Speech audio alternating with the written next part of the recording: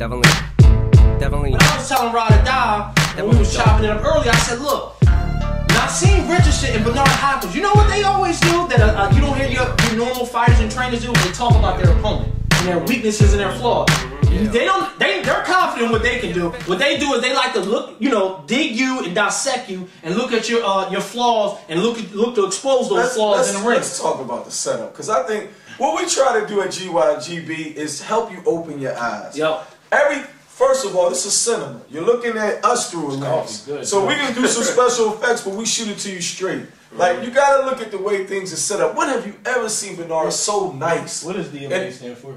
Oh, we'll get into that. When have you ever seen Bernard so humble, so nice, and a lead up, and not trying to sell the fight? He know the fight's gonna sell himself, but he didn't want to scare that camp away. Yeah. You know what happened? One thing that it's funny you said that. I'm gonna talk to that point. Jack Lowe said at the press conference, the first press conference, he said, man, he walked over and shook both our hands.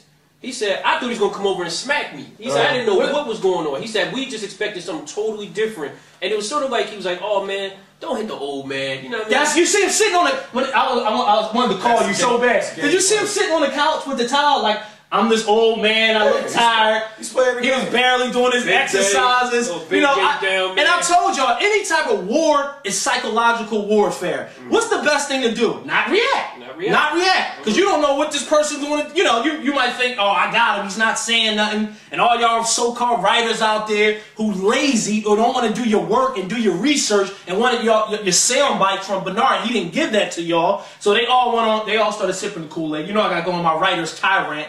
How do you follow the sport of boxing and predict knockouts? By a man never been hurt, never been hit flush. You know what I mean? How do you predict knockout? And you call yourself a boxing journalist? You know the sport, you know the way Bernard fights and the way Pavlik fights. And knockout's not going to happen. And kudos to HBO, Jim Lamb. No, they not them. I'm talking about some of the boxing websites. We trash them sometimes. No, we trash them. We got to give them props. Jim Lamb, they all sat up there and said, if you're predicting a knockout with Bernard, then maybe you should be considering something else or a different line of work. And it's true. Bernard, they never liked the fight from Bernard, like, we appreciate, me personally, I appreciate all the intangibles of war.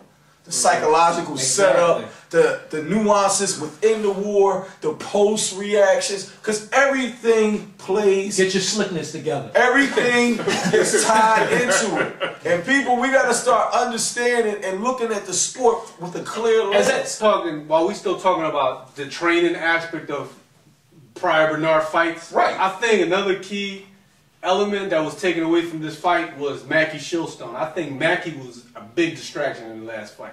He had Bernard doing the. That's probably why he had him doing like that fake 50 Cent in the club. Was over conditioned. What was that? What was over conditioned? What was the contraption he had in his mouth when he was running on the treadmill with that's all part of Freddie Roach's leadership. The people he that's Bernard. Bernard brought Mackie in.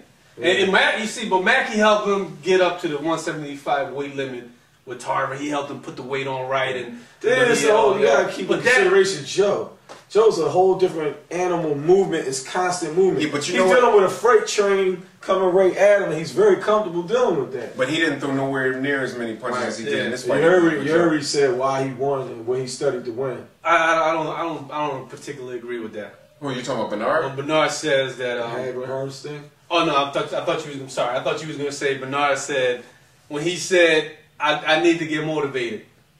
In order for me to win, I don't buy that. Like shout out the whole thing on fire. But anyway, let's just go back to this. You cut me off, man. Well, you know, getting good at that, man. But if he beats Pavlik, he beats Jermaine Taylor, and basically he redeems himself his last loss against Joe Kawasaki, who was afraid to fight Pavlik.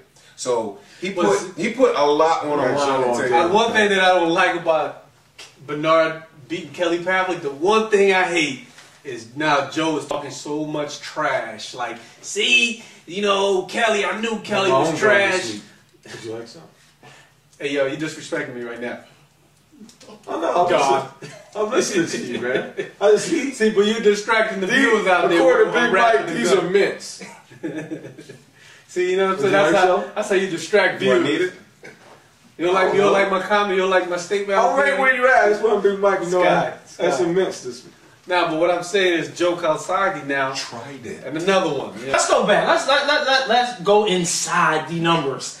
Remember back when after Jermaine Taylor fought Kelly Pavlik, and we caught hell on this show because we thought Jermaine Taylor won the fight? Was two things that's evident. One, HBO never showed that fight again.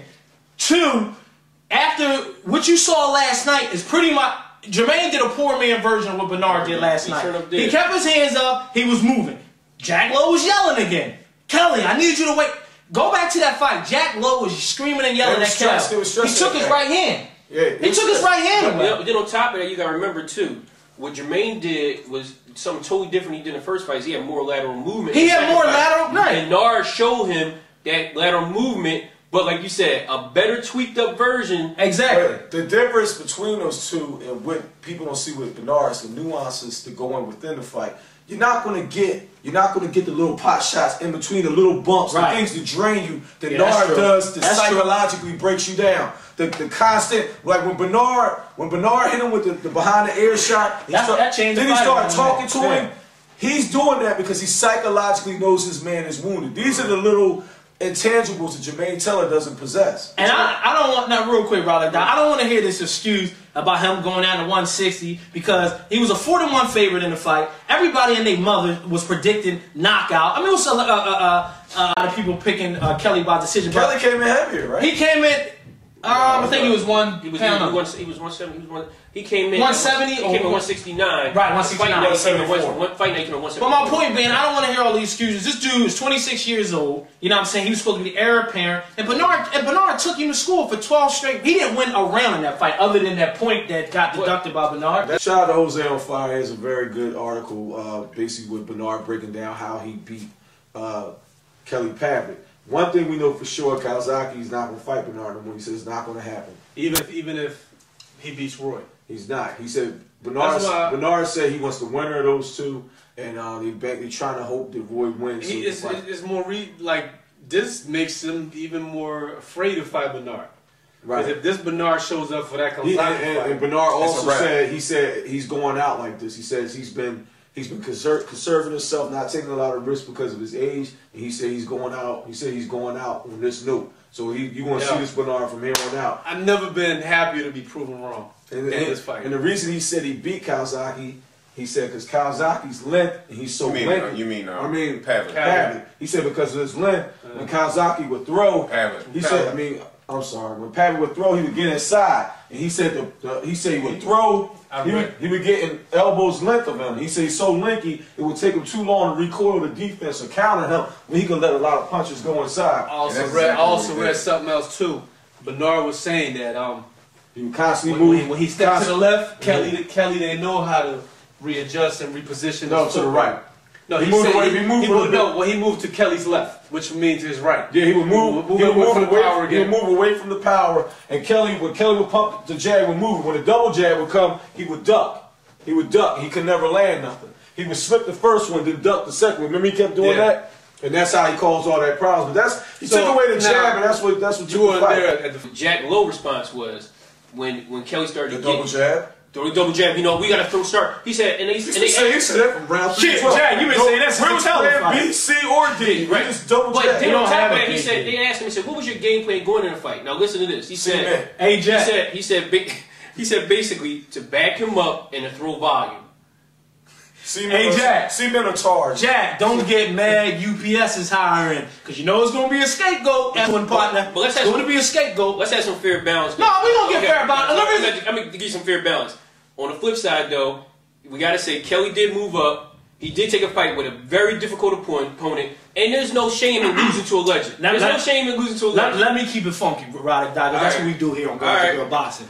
And the reason why they took this fight is because they couldn't find a fight. You know, the Paul Williams fight fell through. Arthur Abraham had a mandatory. So, and I know they would have never put him in a fight with Bernard Hopkins. You got to remember what the leader over there said, quote unquote. Guys like Bernard Hopkins and Roy Jones are ruining the sport for our younger fighters. They're tired. They need to get out the way and retire. What happens? Bernard fights Joe Kawasaki.